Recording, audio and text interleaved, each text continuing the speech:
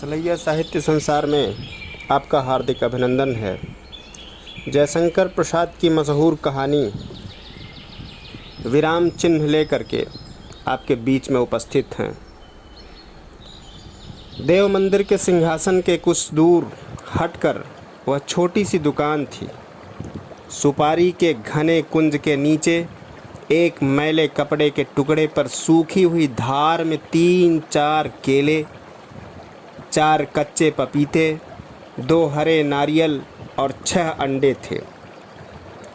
मंदिर से दर्शन करके लौटते हुए भक्त लोग दोनों पट्टी में सजी हुई हरी भरी दुकानों को देखकर उसकी ओर ध्यान देने की आवश्यकता ही नहीं समझते थे।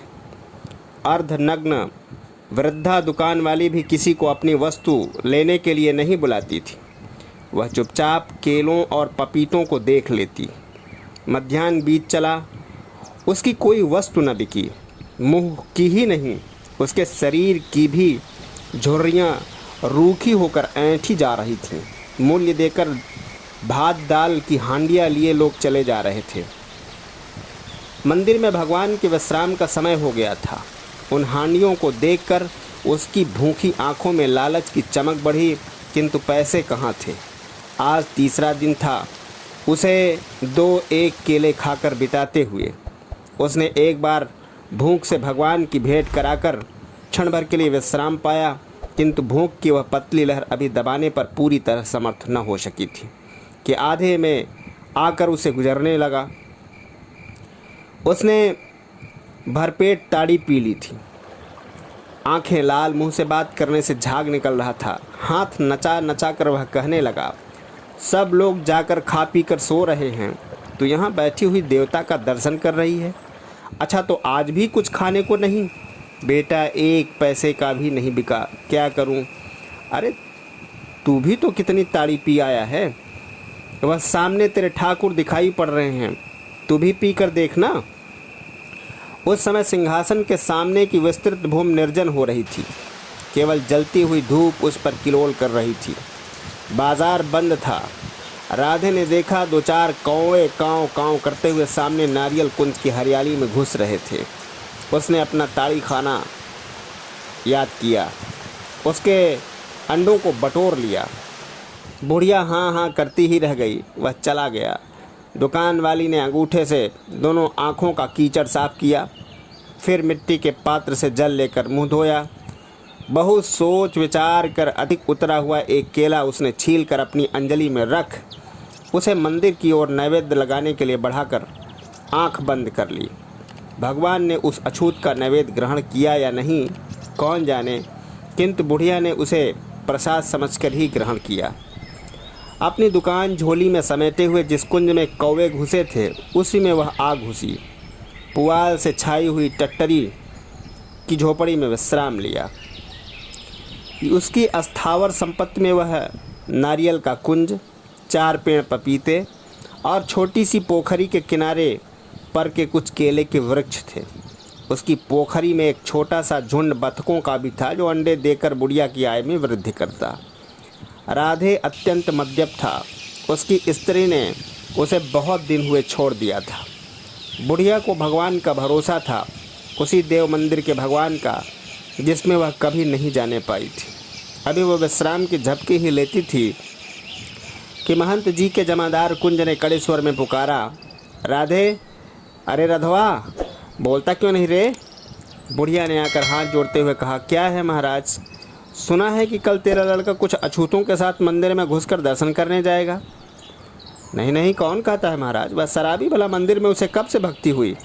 नहीं, मैं तुमसे कह देता हूँ, अपनी खोपड़ी संभाल कर रखने के लिए उसे समझा देना, नहीं तो तेरी और उसकी दोनों की दुर्दशा हो जाएगी। राधे ने पीछे से आते हुए क्रूर स्वर में कहा, जाऊंगा? तब तेरे बाप के भगवान हैं, तू होता कौन है रे? अरे चुप रे राधे, ऐसा भी कोई कहता है रे? अरे तू जाएगा मंदिर में, भगवान का कोप कैसे रोकेगा रे? बुढ़िया गिड़गिड़ा कर कहने लगी। कुंज बिहारी जमादार ने राधे की लाठी देखते ही ढीली बोल दी। उसने कहा, जाना राधे, कल देखा जाएगा। जमादार धीरे धीरे खिसकने लगा। अकेले अकेले बैठकर भोग प्रसाद खाते खाते बच्चू लोगों को चर्बी चढ़ गई है। दर्शन नहीं रे, तेरा भात छीन कर खाऊंगा, देखूंगा कौन रोकता है। राधे गुर्राने लगा। कुंज तो चला गया। बुढ़िया ने कहा, राधे बेटा, आज तक तूने कौन से अच्छे काम किए हैं जिनके बल पर मंदिर में जाने का साहस करता है? ना बेटा, यह काम कभी मत करना। अरे ऐसा कोई भी करता है? तूने भात बनाया है आज? नहीं बेटा, आज 3 दिन से पैसे नहीं मिले, चावल है नहीं। इन मंदिर वालों ने अपनी जूठन भी तुझे दी? मैं क्यों लेती, उन्होंने दी भी नहीं। तब भी तो तू कहती है कि मंदिर में हम लोग न जाएं। जाएंगे, सब अछूत जाएंगे। ना बेटा, किसी ने तुझको बहका दिया है।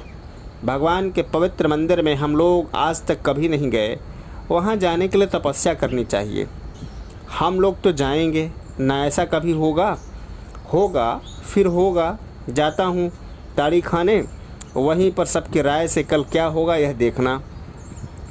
राधे ऐंठता हुआ चला गया। बुढ़िया एकटक मंदिर की ओर विचारने लगी, भगवान क्या होने वाला है। दूसरे दिन मंदिर के द्वार पर भारी जमघट था।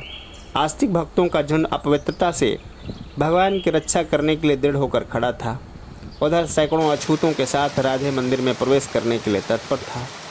लठ चले सिर फूटे, राधे आगे बढ़ ही रहा था। कुंज बिहारी ने बगल से घूमकर राधे के सिर पर करारी चोट दी। वह लहू से लथपथ वहीं लौटने लगा।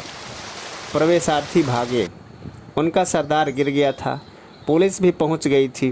राधे के अंतरंग मित्र गिनती में 10-12 ही थे, वे ही रह गए। क्षण भर के लिए वहां शिथिलता छा गई। सहसा बुढ़िया भीड़ चीर कर वहीं पहुंच गई। उसने राधे को रक्त में सना हुआ देखा। उसकी आंखें लहू से भर गई। उसने कहा, राधे की लोथ मंदिर में जाएगी। वह अपने निर्बल हाथों से राधे को उठाने लगी। उसके साथी बढ़े। मंदिर का दल भी हुंकार करने लगा, किंतु बुढ़िया की आंखों के सामने ठहरने का किसी को साहस न रहा। वह आगे बढ़ी, पर सिंह द्वार की दहलीज पर सहसा रुक गई।